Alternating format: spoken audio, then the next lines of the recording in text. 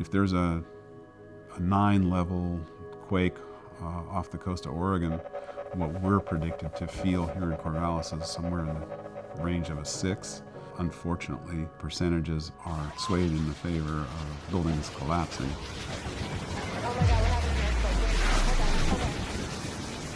The Cascadia Fault is an earthquake waiting to happen. We know it's going to happen with an energy 30 times the maximum energy of the San Andreas Fault. Seismologists say that the quake that will strike on our Pacific Northwest coastline should be even stronger, at up to a 9.2. It's not a question of whether, but when. This earthquake is coming, and it's overdue.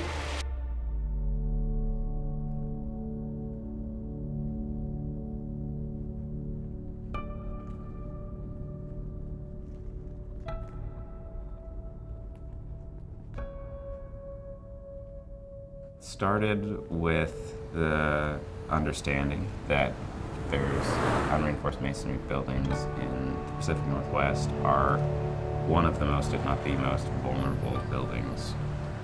If a seismic event hits the Harding building, we can anticipate quite a bit of damage.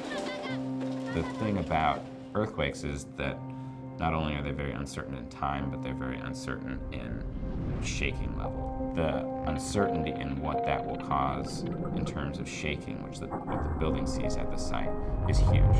But what we're worried about mostly in this case is an unreinforced masonry building, because those are the buildings that are going to fail in a catastrophic earthquake. The biggest concern in a building like this is entire outside wall could fall onto the sidewalk. And that is catastrophic in terms of landing on top of people and things.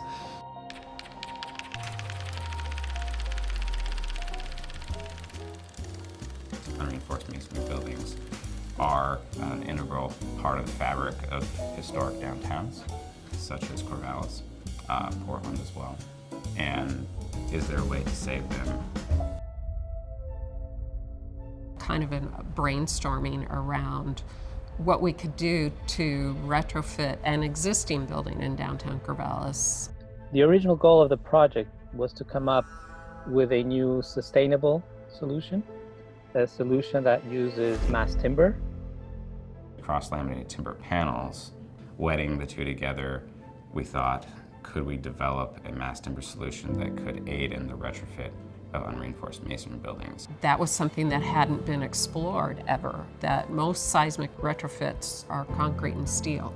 Sort of lofty goal was, well, how can we create a system that is plug and play? And do it in a way that the pieces might be installed by 2 guys and regular carpenter's equipment. Well, can we physically do that with the existing building? What we do with the Pier and Spandrel system is we use the wood to resist a lot of the load, but we use ductile elements that connect between the piers and the spandrels. Allows us to not design for the full earthquake force. What we do instead is we allow small elements that actually are replaceable, that can be unbolted and new ones bolted back in after an earthquake. We knew that it, at least calculation-wise, was going to work. The other piece that had to happen, it had to be tested. We would not have been able to do it without the testing because such a design had never been done. Parts and pieces are here, which it looks like. That's just because when those hydraulics first attach this thing, there's a little bit of a dance that we got to play. Testing for us was putting all the pieces together that they designed with glue lams, different pieces of steel, different lengths and thicknesses of screws to attach the steel. And what we created was a 2/3 scale in the lab setting, the whole design that would actually go into the Harding building. A pier and spandrel system had never been designed or tested.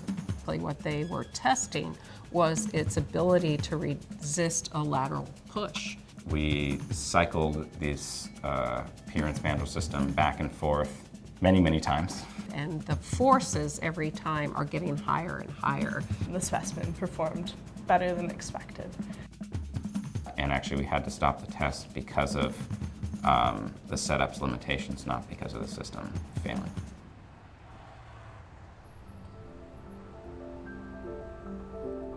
And the other piece came when we figured out that it wasn't going to work the way we wanted it to. The original goal of having a solution that two guys could lift the pieces and install them is probably not going to work, at least not for the foreseeable future. For this project, we're probably at the old compact portable computer, and that what we want to do is get to the cell phone stage of this. I think there's a lot that can be done, and we hope to see this implemented in the future.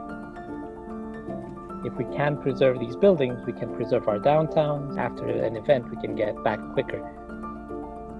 We want this to be a real solution that's easy to implement for any size community.